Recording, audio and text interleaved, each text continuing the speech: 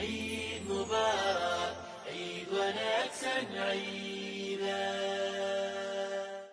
waxaan dhammaan shacabka muslimiinta ah gaar ahaan shacabka Soomaaliyeed meel walba ay joogaan ugu hambalyeeynaya maalinta ciidda ah. waxaan leeyahay ciid mubaarak, ciid mubaarak.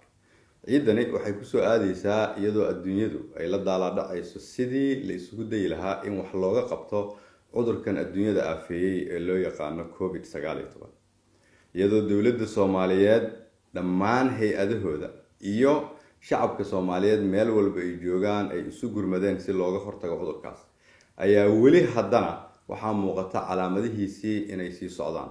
sidaas daraaddeed iyadoo la ciidaayo waxaan leeyahay ummadda Soomaaliyeed ha is ilaaliyaan, ha la kala foojignaado, qof waliba ha is ilaaliyo, ha xirto mask, qof walba oo gurigiisa joogi karana gurigiisa ha joogo. waxaan halkan rabaa inaan ummadda Soomaaliyeed hortooda uga mahad celiyo dadkii Soomaaliyeed ee habeen iyo maalin taagnaa sidii dhibaatadan ay usoo bilaabatay.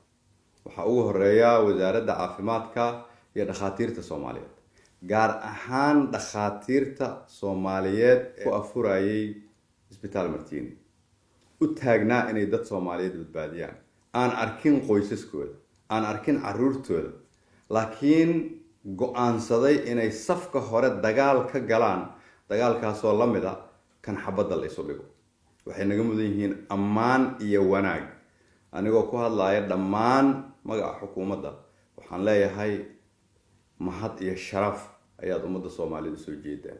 waxaan leeyahay abaal ayaa ummadda Soomaaliyeed idin haysaa, horumar ayaad gaarteen, inta idin dhimanna waxaan leeyahay dhammaystiran. ummadda Soomaaliyeedna waxaan leeyahay fadlan idinkoo mahadsan dhageysta fariimaha iyo talooyinka ay gudbiyaan dadka khibradda u leh sida looga hortago cudurkan. mar labaad waxaan leeyahay ciid mubaarak.